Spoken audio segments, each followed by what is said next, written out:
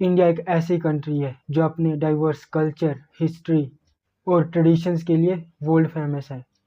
लेकिन इसी कंट्री का एक काला सच है, सेक्सुअल वायलेंस। हर दिन रेप केसेस की शॉकिंग न्यूज़ सुनने को मिलती है। लेकिन आखिर क्यों क्यों हमारी सोसाइटी में ये प्रॉब्लम इतनी कॉमन है? कुछ लोगों का कहना है ये प्रॉब्लम हमारी सोसाइटी में इसलिए है इंटरनेट की वजह से, फिल्म इंडस्ट्री की वजह से। उनका ये मानना है कि मॉडर्निटी की वजह से हमारी सोसाइटी में रेप्स हो रहे हैं। मैं उनसे ये पूछना चाहता हूँ, जब इंटरनेट नहीं था, जब फिल्म इंडस्ट्री नहीं थी, तब हमारे देश में रेप्स नहीं हो रहे थे? ये हमारा ही देश था जहाँ पे देवदासी जैसी प्रथाएं हुआ करती थी।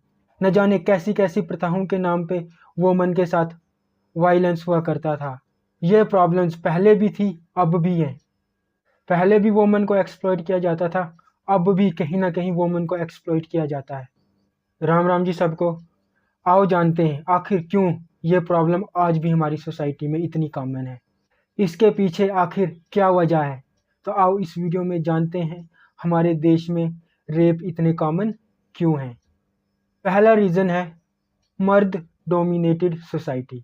बहुत सारे इंडियन मैन पता क्या सोचते हैं कि वोमन इन्फीरियर है, लड़की को कंट्रोल करना चाहिए। ऐसी सोच है कुछ इंडियन मेंस की। फिर हमारी सोसाइटी में लड़का है ना, सब चलता है। लड़का बैड बिहेवियर कर रहा है, उसे इग्नोर किया जाता है। लड़का अपने आवारे दोस्तों के साथ बाहर फिर रहा है, लड़कियों को छेड़ रहा है। पेरेंट्स को नहीं पता होगा कि ये बाहर क्या कर रहा है, लेकिन नहीं पूछा जाता उसको, तू क्या कर रहा था, तू इतना लेट घर क्यों आया? लेकिन हमारा समाज लड़कियों को कंट्रोल करता है। तेरे को शाम को घर के बाहर नहीं जाना है, सुबह टाइम से निकल, शाम को टाइम से घर पे पहुंच। लड़कियों को स्ट्रिक्टली कंट्रोल किया जाता है, लड़कों को कंट्रोल नहीं किया जाता है। लड़कों से बात मत करना, ऐसी न जाने कितनी सारी बातें जो लड़कियों पे थोपी जाती है हमारे समाज के द्वारा। लेकिन लड़के को आज़ाद रखा जाता है, लड़की को कंट्रोल करने की कोशिश की जाती है। और क्या होता है, मर्द डोमिनेटेड सोसाइटी में डाउरी और लड़कियों को प्रॉपर्टी में कोई हिस्सा नहीं मिलता। लड़कियों को बोझ समझा जाता है, लड़कियों को कहा जाता है तू तो पराया धन है। डाउरी के नाम पर उसके साथ वायलेंस हो रहा है ससुराल में, घर में उसे पराया धन कहा जाता है, ना उसे आज़ादी मिली।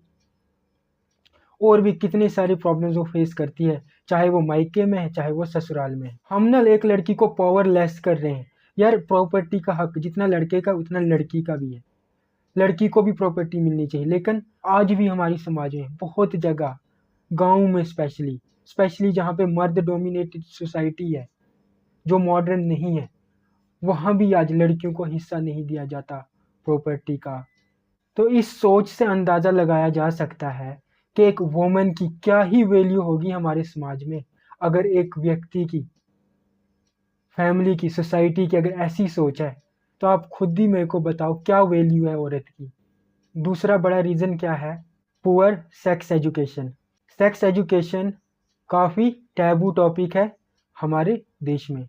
मेजॉरिटी स्कूल्स में या पेरेंट्स इस टॉपिक को डिस्कस नहीं करते, जितना अवॉइड कर सके वो उतना अवॉइड करते हैं। और इसका अंजाम क्या होता है कि लोग कंसेंट और प्रॉपर बाउंड्रीज के कंसेप्ट को समझने से रह जाते हैं, और फिर ये इग्नोरेंस और मिस इन्फॉर्मेशन सेक्सुअल वायलेंस को बढ़ावा देते हैं। इसकी वजह से लोगों में कंसेंट और रेस्पेक्ट की कमी पैदा होती है। और फिर बच्चे क्या करते हैं, हमारी सोसाइटी के यंगस्टर जो 14-15 साल के बच्चे हैं या 18 साल तक जो बच्चे हैं, उनके माइंड में कुछ ही क्वेश्चंस होते हैं। ना वो पेरेंट्स से डिस्कस कर सकते हैं, ना वो टीचर से डिस्कस कर सकते हैं। तो बाकी बच्चे, उनके फ्रेंड्स, उनको खुद पता नहीं है। फिर वो ये चीज़ें कहाँ एक्सप्लोर करते हैं, कहाँ ढूंढते हैं? पोर्नोग्राफी पे। फिर पोर्नोग्राफी उनका सोर्स ऑफ सेक्सुअल नॉलेज बनता है। वहाँ से क्या ही एक बंदा सीखेगा, तो फिर उनकी सोच उसी तरीके से डेवलप होती है। फिर उन्हें उस गंदी चीज़ की आदत लग जाती है। फिर वो इंसान बड़ा होके एक बुरा इंसान नहीं बनेगा तो और क्या बनेगा? तीसरी बड़ी वजह क्या है, हमारे देश में इतने रेप्स कॉमन क्यों हैं? Objectification of women in media.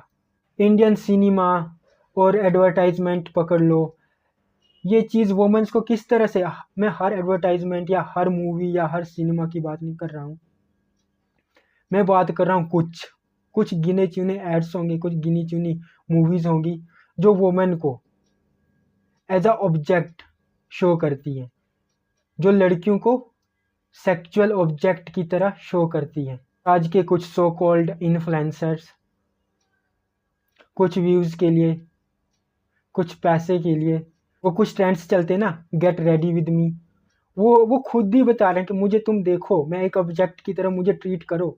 अब मुझे बताना वैसा कंटेंट कैसे लोग देखते होंगे, लोगों का माइंडसेट कैसा बनता होगा। तो ऐसी वीडियोज़, ऐसी चीज़ों की वजह से, ऐसे एडवर्टाइजमेंट, ऐसी कुछ मूवीज़ की वजह से, तो एक लड़की को या एक औरत को फिर लोग कैसे देखते हैं, एक ऑब्जेक्ट की तरह, उसे एक इंडिविजुअल समझा ही नहीं जाता है। तो ये ऐसी कुछ चीज़ें हमारी समाज में, इस वजह से हमारी सोसाइटी में आज रेप्स इतने कॉमन हैं। चौथा रीज़न क्या है, weak law and slow justice. हालांकि रेप के लिए बहुत स्ट्रिक्ट लॉज हैं हमारे देश में, लेकिन इम्प्लीमेंटेशन वीक है। कभी कभी पुलिस ऐसे कमेंट करती है, सोसाइटी के लोग ऐसे कमेंट करते हैं कि तूने कपड़े ही शायद वैसे पहने होंगे, तेरी वजह से ही वो प्रोवोक हुआ होगा। मतलब ऐसा सिस्टम है हमारी सोसाइटी का, हमारे देश का। इतना कुछ एक विक्टिम को सहना पड़ता है। ऊपर से स्लो कोर्ट प्रोसेस, सालों लग जाते हैं एक केस को सॉल्व होते, और मुजरिम बेल पे बाहर आ जाते हैं, बाहर घूम रहे हैं। और आपको पता है कितना लो कन्विक्शन रेट है हमारे देश में, सिर्फ 25 से 30% रेपिस्ट को ही सज़ा मिलती है, बाकी छूट जाते हैं एविडेंस की कमी से। फिर उस विक्टिम पे इतना प्रेशर बन जाता है कि उसे अपना केस विड्रॉ करना पड़ता है। भाई पांचवा बड़ा रीज़न है अल्कोहल और अनएम्प्लॉयमेंट। बहुत सारी वुमेन्स के साथ शराबी लोगों ने ही रेप किए हैं, या शराब के इन्फ्लुएंस में आके ये लोग रेप्स करते हैं, वो खुद पे कंट्रोल नहीं कर पाते। शराब भी एक बहुत बड़ी रीज़न है हमारी सोसाइटी में आज रेप्स हो रहे हैं। और बाकी बचे अब हमारे देश के जॉबलेस यूथ, हमारे फ्यूचर, उनके पास जॉब नहीं है, अनएम्प्लॉयड है। उस फ्रस्ट्रेशन में आके वो क्राइम कर रहे हैं, ड्रग्स खा रहे हैं, ड्रग्स ले रहे हैं, शराबी बने फिर रहे हैं। तो उन यूथ से आप उम्मीद क्या करोगे? फिर अपनी हवस मिटाने के लिए वो किसी लड़की का जीवन बर्बाद कर लेंगे। भाई रेप केसेस तो हो ही रहे हैं, साथ में गैंग रेप्स इतने कॉमन हो गए हमारे देश में। लास्ट ईयर झारखंड में फॉरेनर के साथ रेप हुआ, इसी साल कर्नाटका में हम्पी में गैंग रेप हुआ, रिसेंटली वाराणसी में 20-25 लोगों ने मिल के एक लड़की के साथ गैंग रेप किया, उसको नशे की हालत में उसके साथ रेप करते थे। ये हाल है हमारे देश के यूथ का। और बात हम करते हैं बड़ी बड़ी छेड़खानी को ना, लड़कियों के साथ छेड़ते हैं, ईव टीजिंग, इसको ना फन समझते हैं यार हमारे देश में। इस चीज़ को उतना सीरियस लिया ही नहीं जाता। बहुत सारे लड़के इस चीज़ को नॉर्मल समझते हैं, छेड़खानी को पीछा करते हैं लड़कियों का पूरा दिन। समझाना होगा हमें लड़कों को, ना कि लड़कियों को। लड़कियों को बहुत समझाया है सोसाइटी ने, सदियों से समझा रहे हैं, सदियों से कंट्रोल कर रहे हैं,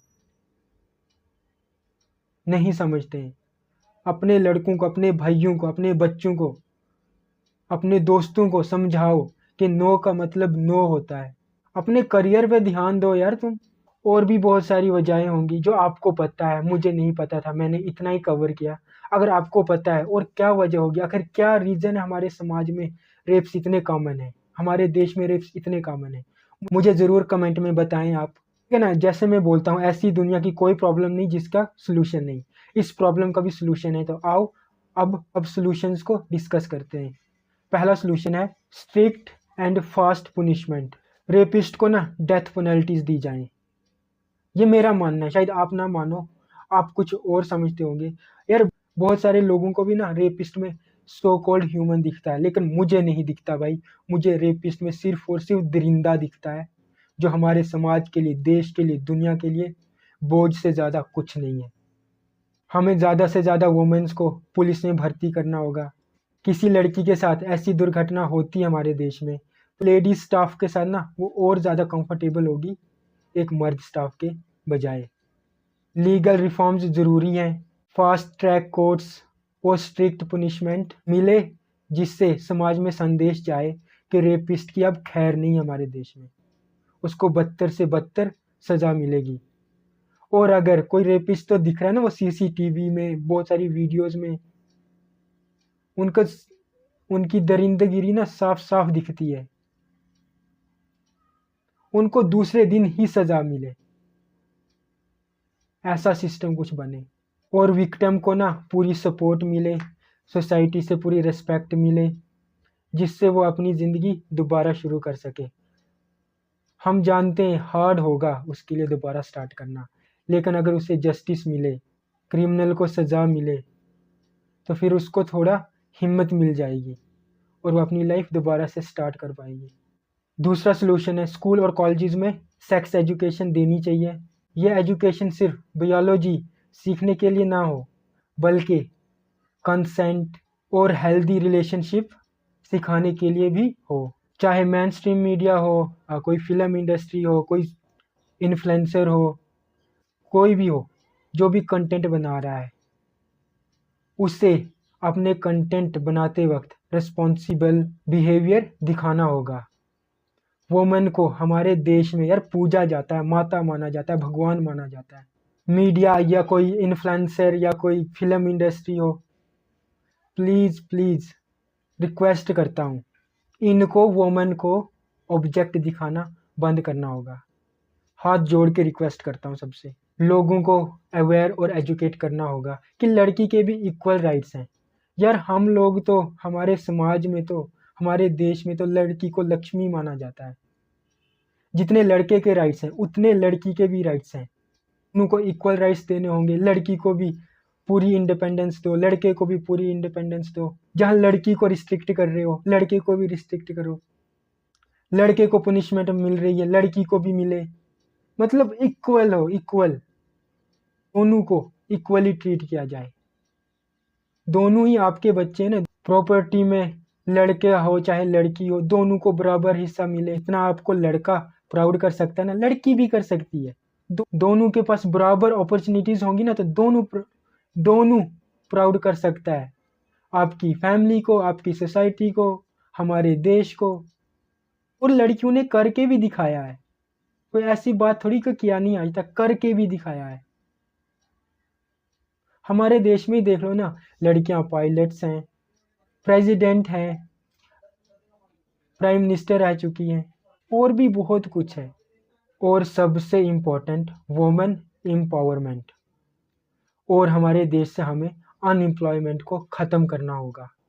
एजुकेशन और एम्प्लॉयमेंट से वुमेन को इंडिपेंडेंट बनाया जा सकता है। एक वुमेन इंडिपेंडेंट होगी, स्ट्रॉन्ग होगी, तब हमारा देश, हमारी सोसाइटी तरक्की ना डबल करेगी, डबल।